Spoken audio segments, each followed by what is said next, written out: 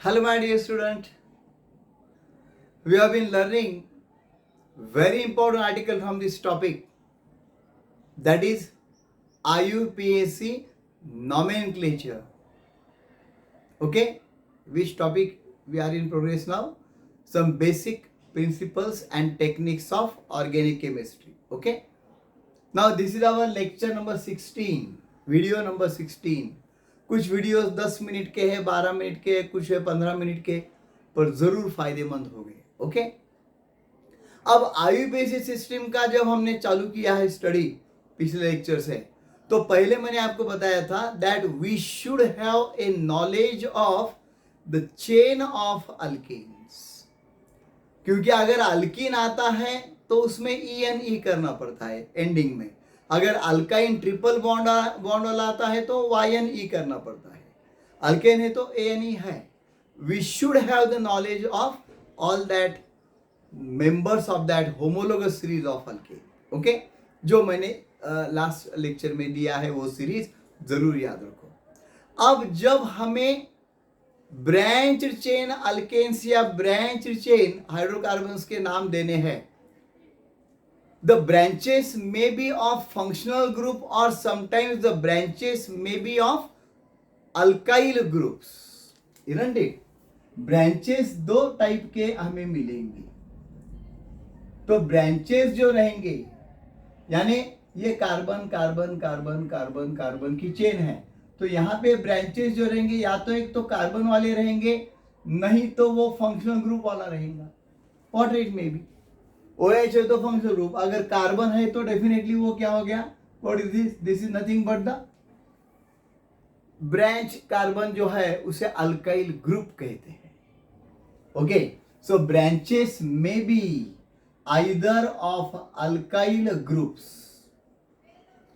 और of what is that functional group, and accordingly we have to set the IUPAC name. तो इसमें alkyl group क्या है वो पहले मालूम होना चाहिए. What is alkyl group.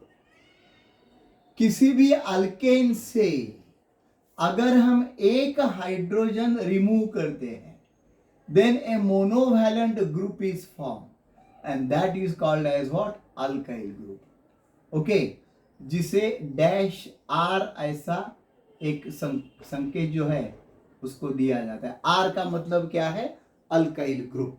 Okay, जिससे एक बॉन्ड खाली है उसका. यानी अल्केन आगे लेता हूं मैं मीथेन, उसमें से अगर एक हाइड्रोजन कम हो गया तो अल्काइल ग्रुप क्या आ जाएगा, CH3. उसका नाम आता है मिथाइल.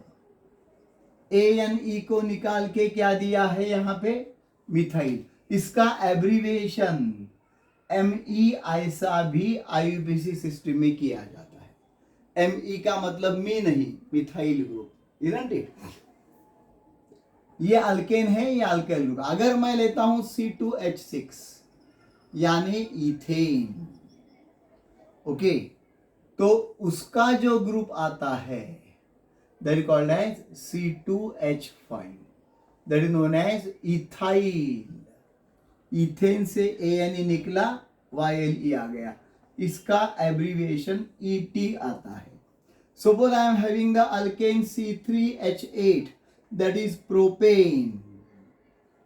तो प्रोपेन के हाइड्रोजन से अगर एक प्रोपेन से एक हाइड्रोजन रिमूव कर दे तो क्या आ जाता है, -C3H7. This is known as propyl. Okay, it is denoted as PR, abbreviated as PR. और सपोज मैं लेता हूं ब्यूटेन, C4H10 ब्यूटेन, तो क्या आ जाएगा, -1 hydrogen, it will be that is C4H9 and that is known as butyl. Okay, it is B. Okay, very clear abbreviations are given there. Okay, ME for methyl, ET for ethyl, then for propyl C3H7, okay, and then for butyl C4H9. तो ये generally हमको mostly हमको methyl और ethyl के ही branches रहते हैं, but rarely you may have the branches they are of 3 carbon atom alkyl group और 4 carbon और like that, okay. But generally क्या रहते हैं, मिथाइल इथाइल, हम एग्जांपल्स में देखेंगे। नाउ इसके भी ब्रांचेस हो सकते हैं। C3H7 या तो स्ट्रेट चेन में आ सकता है, okay. It may be like this, CH2 CH2 CH3, then this is known as n propyl group. इसको क्या कहते हैं, n propyl group, straight chain वाला। पर अगर ऐसा है, particularly CH3 CH3 like this, या तो इसे ऐसा भी दिखाया जाता है, CH3 टेकन ट्वाइस CH, तो इसे कहते हैं आइसोप्रोपाइल ग्रुप या सेकेंडरी प्रोपाइल ग्रुप। तो ये हमें मालूम रहना चाहिए। Whenever we will write the name, sometimes अगर ऐसा प्रोपाइल ग्रुप है we will write N propyl, पर अगर ऐसा प्रोपाइल ग्रुप है तो ब्रांच अगर बीच में नंबर 2 कार्बन का हाइड्रोजन चला गया है तो उसे कहेंगे that is known as what, isopropyl group. तो same thing for butane also, ये प्रोपाइल के ध्यान में आ गए, n propyl isopropyl. Now the same thing is possible for butane also. We shall have almost 4 types of butyl group, और वो चारों भी ब्यूटाइल ग्रुप हमें विदाउट हेजिटेशन लिखने और नाम देना उसका आना चाहिए। यानी suppose I am having the butyl group like this, CH2 CH2 CH2 CH3 in the straight chain, then it is called as N-butyl group. What is this? N-butyl group. Okay.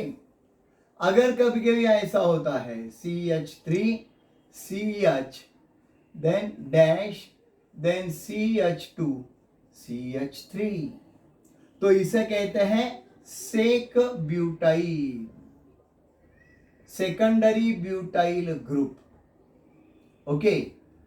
We can write in different fashion, later on I will show you. अगर हमारे पास ऐसा group है CH3 CH CH3 CH2 dash, then this is called as what, isobutyl group. Now remember my friends, this is very essential, this knowledge। ये secondary butyl और isobutyl में students बहुत ही confuse होते हैं। अगर किसी स्टूडेंट्स की मुझे डेप्थ देखनी है कि उसका नॉलेज ऑर्गेनिक केमिस्ट्री का कैसा है, तो जस्ट उसको मैं बोलता हूं now please show me the structure of isobutyl alcohol, और please show me the structure of isobutyl chloride, और please show me the structure of secondary butyl alcohol, तो बिल्कुल वो बंदा गड़बड़ कर देता है। आइसो को सेकेंडरी समझता है, सेकेंडरी को आइसो समझता है, वैसा नहीं। तो ये कंसेप्ट क्लैरिटी मेरे लेक्चर में आपको बिल्कुल मिलेगी, पर आपको ध्यान से देखना पड़ेगा। यहाँ पे क्या फर्क है, एक चीज मैं बता देता हूँ। आइसो किसको कहते हैं, जिसको ऐसा रेक्टेंगुलर कॉर्नर है, second carbon from the that and has got CH3, तो क्या आ जाता है CH3 CH CH3, then that will be called as what, that will be called as iso group। अगर 1 2 3 4 कार्बन है, आइसोब्यूटाइल, ओके, वेरी इजी। तो अभी इसमें ये दोनों के ऊपर अच्छी तरह से ध्यान लो, ये टर्शरी आपको बिल्कुल आ जाता है, CH3 C CH3 CH3 dash, या तो इसको ऐसा लिखो CH3 C CH3 CH3। ये ऑर्गेनिक कंपाउंड्स के स्ट्रक्चर यानी बिल्कुल फैशन शो लगता है मुझे, यानी they can be written in variety of the ways. Tert butyl group, okay, this is that. So butyl group के 4 ग्रुप्स जिसको अच्छी तरह से लिखने आते हैं, correctly, I think that he has understood the concept.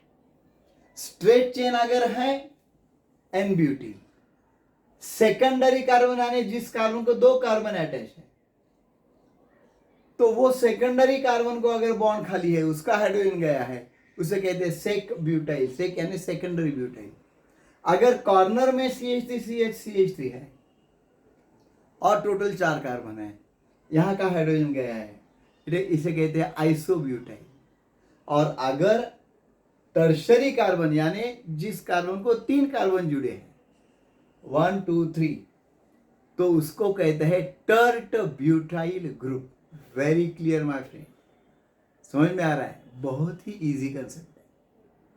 तो ये ग्रुप्स अगर हमको अच्छी तरह से लिखने आते हैं, तो अगर ब्रांच में है, अब हम जब एग्जांपल देखेंगे, बड़े बड़े एग्जांपल देखेंगे, तो कहीं पे आपको ब्रांच में सेकेंडरी ब्यूटाइल ग्रुप मिलेगा, कहीं पे आपको थर्ड ब्यूटाइल ग्रुप मिलेगा.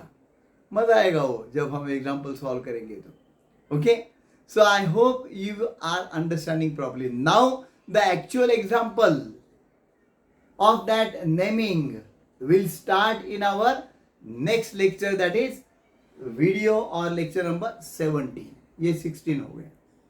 So don't miss that lecture. Okay, आपको इंटरेस्ट आ जाएगा. एक रूल मैं लेते जाऊंगा, उसके आधार पर जो एग्जाम्पल्स है वो भी हम देखते जाएंगे. Okay, so do like, share and subscribe my channel. Thanks a lot.